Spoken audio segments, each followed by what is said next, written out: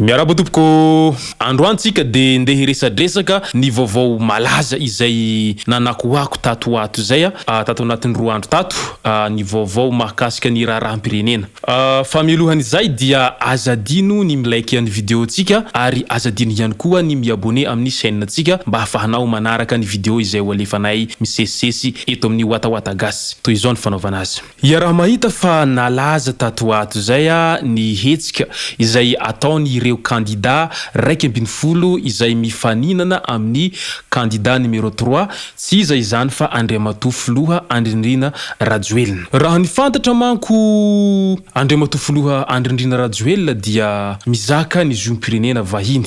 Nefany araky ny voalaza ny lalam-panorenana nefany dia rehefa anao lehibe no nangataka hizaka zom-pirenena vahiny dia tsy tokony afaka hirotsaka ho filoham-pirenena itsony satria efa tsy malagasy ianao zay. Eo ihany anefa izay fizakany zom-pirenena vahiny zay fa ny tena mahagaga de ity. Efa tany amin'ny 424 izy no nizaka ny zom-pirenena vahiny nefa ny fifidianana azy ho filoham-pirenena taty amin'ny 424 nefa dia nahazo ny latsaka soamantsara izy ary lany ka nitondra any Madagasikara tao anatiny 10 taona. Efa ty amin'ny 324 anefa vao manao antsoavo mitaky sy mangataka ny fanarahandalana ireo mpanohitra fa hoe tsy gastsony io fa vazaha fa maninona tsy tany amin'ny 424 de efa nosakanana izy tsy hirotsaka ho filoham-pirenena. Araky ny fijerintsika rehetra tsy efa tara ve raha efa ty amin'ny 324 vao mody mitaky hoe vazaha io hoe zao io hoe tsy lasa hoe ohatrany scénario fotsiny ve zany fa ny teny izay tena matetika averimberiny ireo mpanohatra nefa ny rehefa midiny eny andalambe na koa eny amin'ny haino manjery dia ny hoe mitaky ny tombotsoa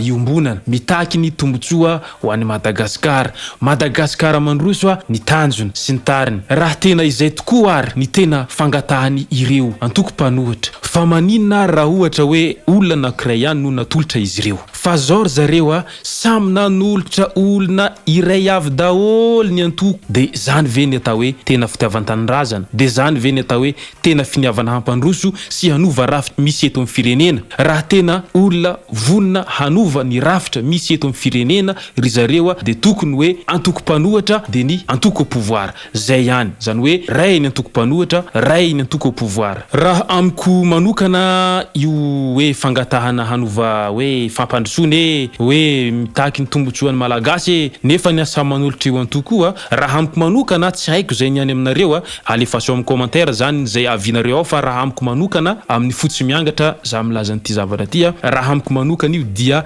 ny fitiavan-tseza ny tena BDB ao ambadika an'io fa tsy fitiavan-tanindrazana. Raha tena fitiavan-tanindrazana tokoa dia tokony olona iray ihany natolotra ry zareo. Jereo ange raha tena fakafakainantsaka sy andavany ny zava-misy am'izao de tsy haresy any Andriamatoa Andrindrina Rajoelina velively mihitsiny ireo mpanohatra ireo amin'io fifidianan'io. Miteny manko ireo mpanohatra hoe tsy maintsy misy ny doublon ny seni efa ambadika ny Filohan'ny Rajoelina ny HCC ny ao ambadika fa nefa ny rehefa tena arahana antsaka sy andavany ny logika 11 contre 1 zany ane defa mandresy any Rajoelina. Resaka fandatsaham-bato ny resaka eto ohatra tsy maintsy misy amin'ireo candidat ireo dia hazo 0,5% ary tsy maintsy misy ny hazo 1%, ao koa ny hazo 5%, ao ny hazo 10%, ao ny hazo 20% de 11 nefa n'ireo candidat reo. Fa iany Rajoelina kosa nefa etsy andaniny farafahatsy ahazony dia tsy maintsy hazo 30% de tsy efa mandresy vezy am'zany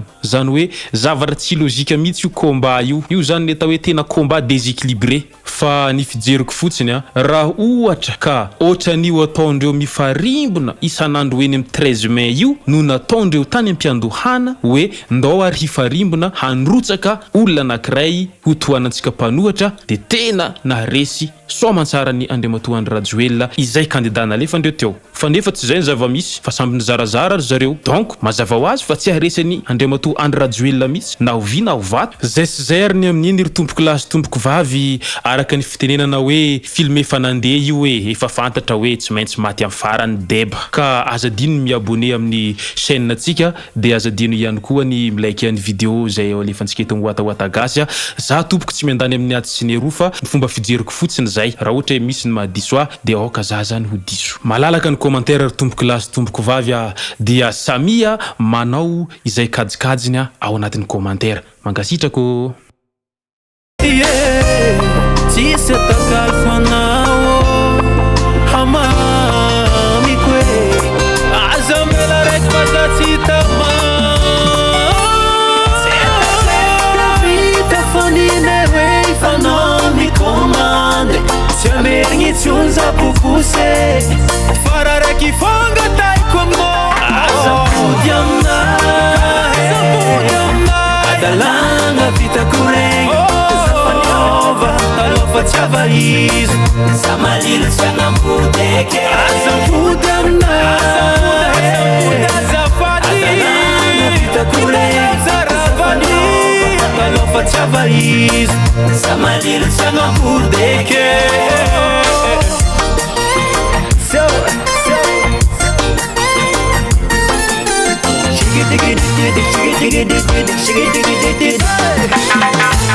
Sigo